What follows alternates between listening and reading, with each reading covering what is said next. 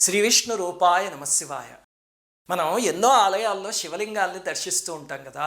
వాటిల్లో బ్రహ్మసూత్ర లింగాలు అని ఉంటాయి. ఆ లింగం దగ్గరికి వెళ్ళి దర్శనం చేసుకున్న, అర్చన చేసినా ఎన్నో రెట్ల ఫలితం వస్తుందన్నమాట. కొన్ని ఆలయాల్లో పైన కవచం పెట్టేయడం వల్ల మనకు ఆ బ్రహ్మసూత్రం ఉంది అని తెలియదు కదా. అలాంటి ఆలయాల్లో పెనుగొండ వాసవి అమ్మవారి ఆలయం ఒకటి. వాసవి అమ్మవారి ఆలయంలోకి మీరు వెళ్ళగానే అక్కడ నగరేశ్వరుడు అని పెద్ద శివలింగం వస్తుంది కదా, స్వామి మూల విరాట్టం.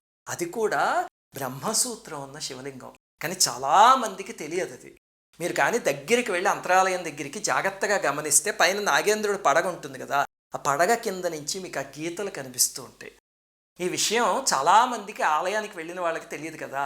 అలాంటివే పెనుగొండలో చూసి తీరాల్సిన విశేషాలు చాలా ఉన్నాయి. అవి ఏమిటి అనేది ఈ వీడియోలో చెప్పుకుందాం. అందరికీ నమస్కారం. మన భారతీయ సనాతన ధర్మం గురించి, ఈ దేశంలోని మహనీయుల గురించి, ఆలయాల రహస్యాల గురించి ఎంతో పరిశోధన చేసి ఈ ఛానల్ని మీకు అందిస్తున్నాం. సబ్స్క్రైబ్ చేసి పక్కనే ఉన్న బెల్ ఐకాన్ని క్లిక్ చేయండి. పెనుగొండలో ముఖ్యంగా మనం చూడవలసినవి 4 ప్రదేశాలు ఉన్నాయి. అందులో మొట్టమొదటిది వాసవి అమ్మవారి ఆలయం. అసలు ఆలయంలోకి వెళ్తూ ఉంటేనే మనకి నిలువెత్తు గోపురం కనిపిస్తుంది. రోడ్డు మీద వెళ్తూ ఉంటేనే మీరు ఆలయంలోకి వెళ్తే ఎదురుగుండా 3 దేవతామూర్తులు కనిపిస్తారు. మనకి ఎదురుగుండా ఉండేది పరమేశ్వరుడు. ఆయనే నగరేశ్వర స్వామి అని పిలుస్తారనమాట. ఇందాక నేను చెప్పిన బ్రహ్మసూత్రలింగం అదే.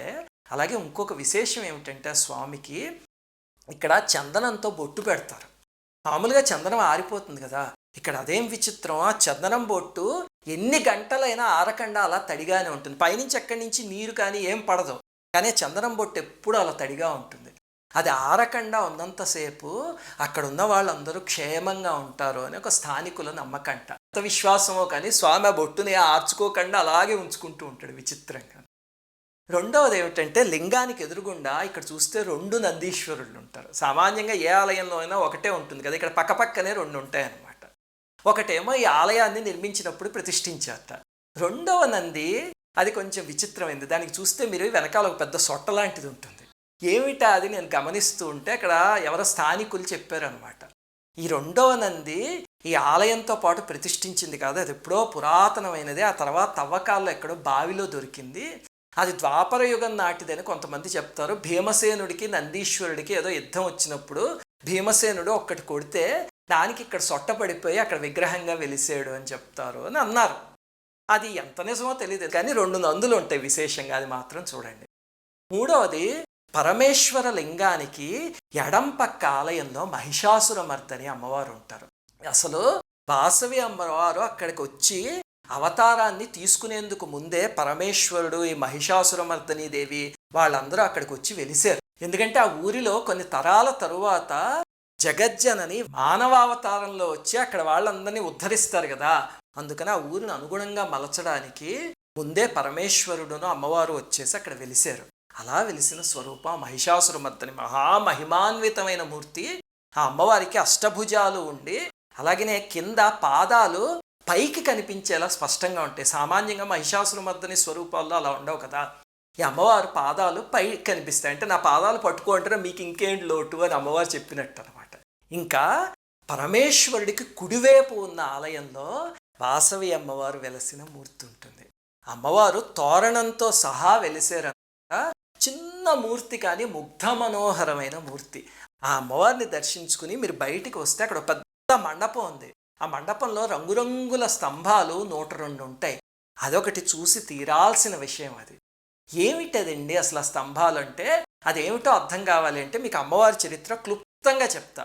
అసలు అమ్మవారి చరిత్ర స్కాంద పురాణంలో సనత్సుజాతీయ సంహిత అని ఒకటి ఉంది, అందులో ఉందన్నమాట.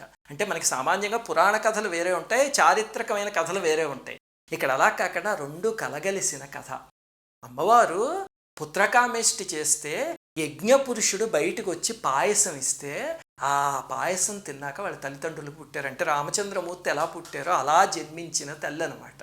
ఆ తల్లి చిన్నప్పటి నుంచి బ్రహ్మచారిణి స్వరూపంలో ఉండిపోయారు. అంటే మనకి నవదుర్గల్లో బ్రహ్మచారిణి అమ్మవారు ఉంటారు కదా, అలా ఉండి నేను వివాహం చేసుకోను, నాకు లౌకికమైన సుఖాలు ఏవి వద్దు, నేను పరమేశ్వరుడి దానను అని చెప్పుకున్నారు అమ్మవారు. ఆ ప్రాంతాన్ని పరిపాలించే విష్ణువర్ధనుడు అనే రాజు కన్ను ఆ తల్లి మీద పడింది.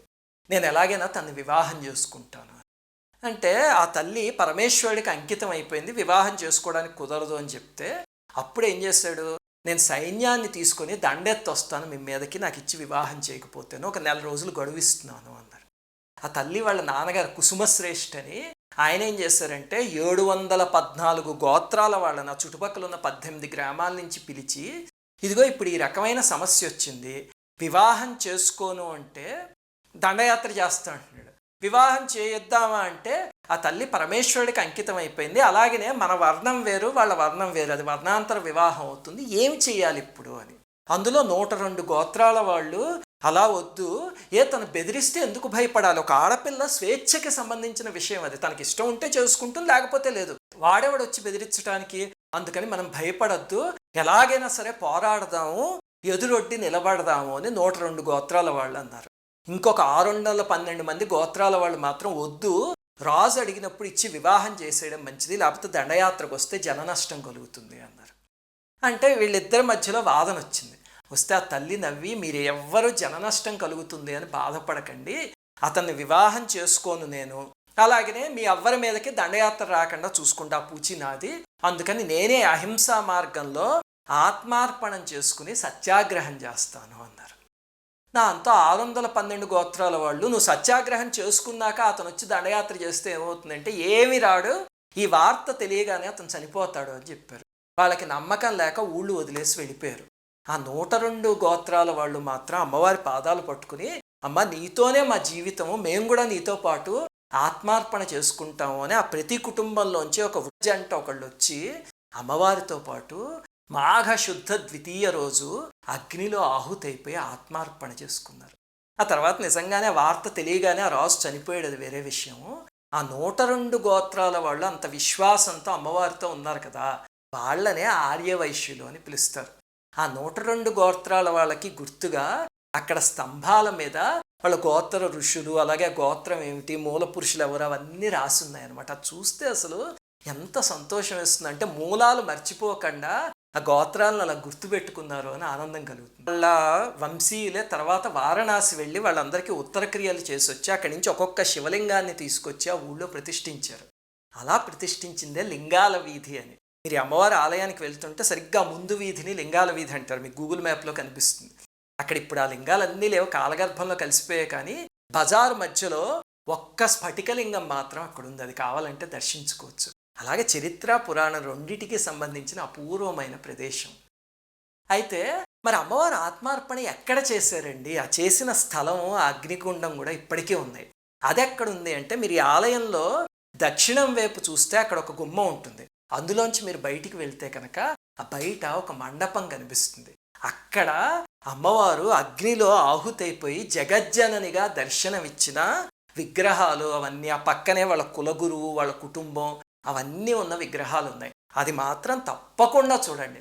అసలు ఆ ప్రదేశానికి వెళ్తే కళ్ళమటి నీళ్ళు వచ్చేస్తాయి.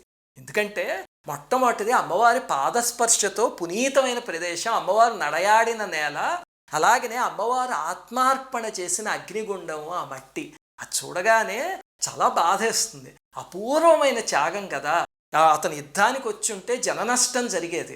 అప్పుడు అమ్మవారు సరే అలా వద్దు, నేనే ఆత్మార్పణ చేసుకుంటాను అని మనందరి ప్రాణాలు కాపాడడానికి ఆవిడ అగ్నిలోకి వెళ్ళిపోయారు. అంటే ఎంతటి త్యాగం అది.